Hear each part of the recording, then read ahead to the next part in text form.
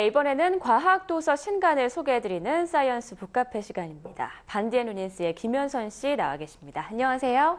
안녕하세요. 네, 오늘은 어떤 책에 대한 이야기 나눠볼까요? 네, 시중에 판매되고 있는 식품의 영양 성분표를 보면 빠지지 않고 등장하는 게 있습니다. 바로 콜레스테롤인데요. 고콜레스테롤이 건강을 해친다는 얘기는 이미 상식이 되었고, 또 그런 만큼 소비자들은 자신이 먹는 음식에 콜레스테롤이 얼마나 들어있는지 민감하게 반응할 수밖에 없습니다.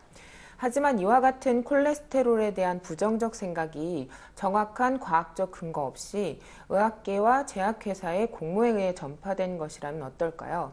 오늘은 누구나 당연하게 받아들이고 있는 이 콜레스테롤의 유해성과 정반대의 주장을 들려주고 있는 책 콜레스테롤은 살인자가 아니다를 준비했습니다. 네, 제목부터가 뭔가 약간 충격적인데요. 저도 항상 그 음식을 사기 전에 콜레스테롤 수치를 보는 편인데 그럼 콜레스테롤이 몸에 나쁘지 않다는 얘기인 건가요? 네, 이 책의 저자인 우페 라븐스코프는 포화지방과 높은 콜레스테롤이 건강에 나쁘다는 기존의 주장은 아무런 근거 없이 만들어진 이야기에 불과하다고 지적합니다.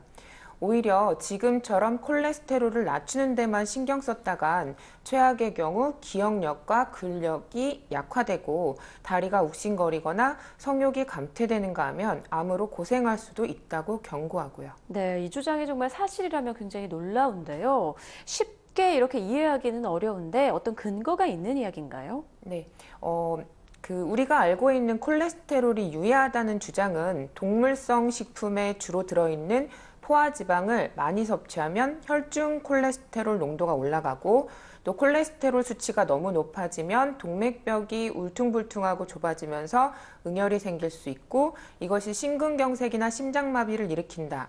이런 가설에 해당합니다. 네, 지금까지 우리가 알고 있는 게 가설이라면 아직 확실하게 검증되지 않았다는 말씀이시죠? 네, 이 점을 증명하기 위해 저자는 책의 두 번째 부분에서 콜레스테롤의 유해성을 지지하는 이들이 근거로 삼고 있는 연구들을 분석하며 그 안에 포함되어 있는 오류들을 짚어내고 있는데요.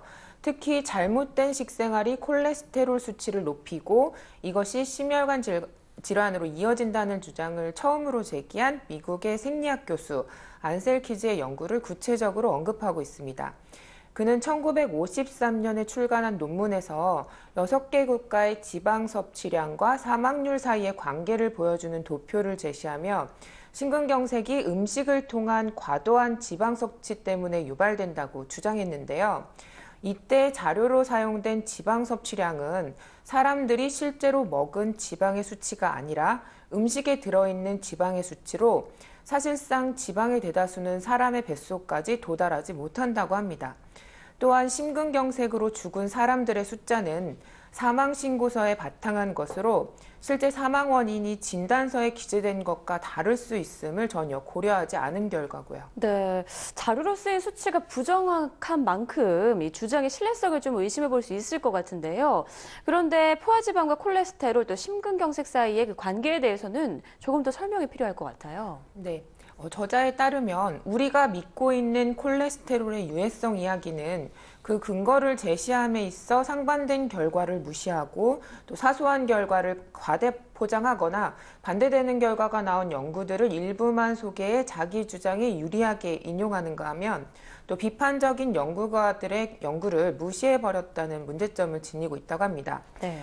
예컨대 포화지방의 위험성을 경고하는 증거로 삼은 과학 연구들은 건강한 사람들 중에서 콜레스테롤 수치가 가장 낮지만 포화지방으로 칼로리의 60%를 충당하는 마사이족들에 대한 연구는 포함시키지 않고 있으며 또 평소에 포화지방을 많이 섭취하는 사람들의 콜레스테롤 수치나 포화지방을 극도로 피하는 사람들의 콜레스테롤 수치가 크게 다르지 않다는 사실, 또 심근경색이나 발작을 겪은 사람들이 건강한 사람들에 비해 딱히 과도한 포화지방을 섭취하지 않았다는 사실을 보여주는 30개 이상의 논문, 또 심장 발작을 겪은 사람들이 건강한 사람들에 비해 포화지방을 더 적게 섭취했다는 사실을 보여주는 9개 논문에 대해서는 전혀 이야기하고 있지 않다는 거죠. 네. 그러니까 가설에 들어맞지 않은 데이터는 철저히 제외시켰다는 얘기가 될 텐데요. 이처럼 잘못된 근거에 기반한 연구 결과가 지금까지 이렇게 마치 과학적 사실처럼 이어져 온 이유는 무엇일까요? 네, 한마디로 돈 때문이라고 얘기할 수 있는데요. 충격적이네요. 네. 네, 이 책의 두 번째 부분이 바로 제약회사와 그들의 후원을 받는 의사들에 관한 내용입니다. 저자는 관계자들의 실명을 구체적으로 공개하며 그들이 권력을 등에 업고 어떻게 전 세계를 속였는지 그 실상을 고발하고 있는데요. 과학자들이 새로운 연구를 하기 위해서는 많은 돈이 필요하고 이 돈을 후원하는 대기업과 제약회사들은 자신의 이익에 부합한 결과를 얻기 위해 연구자들에게 로비를 한다는 거죠. 게다가 건강의 기준을 계속해서 낮추며 약을 복용해야 하는 환자를 늘리고 있는 현대 제약회사들의 전략은 신약 개발에 따른 잠재적 수익을 거의 천문학적인 수준까지 높이며 의학계와 제약업계 간의 공무관계를 더 공고히 하고 있다고 볼 수 있습니다. 네. 의학처럼 전문화된 영역은 정말 일반인들이 그 진위 여부를 판단하기가 참 어렵죠. 네, 그래서 저명한 연구가의 말이나 연구 결과에 이렇게 전적으로 의존할 수밖에 없는데요. 그런데 이 책의 내용을 좀 들어보니까 상술과 자신에게 필요한 의학적 정보를 좀 가려볼 수 있는 기초적인 지식이 좀 필요할 것 같다라는 생각이 듭니다.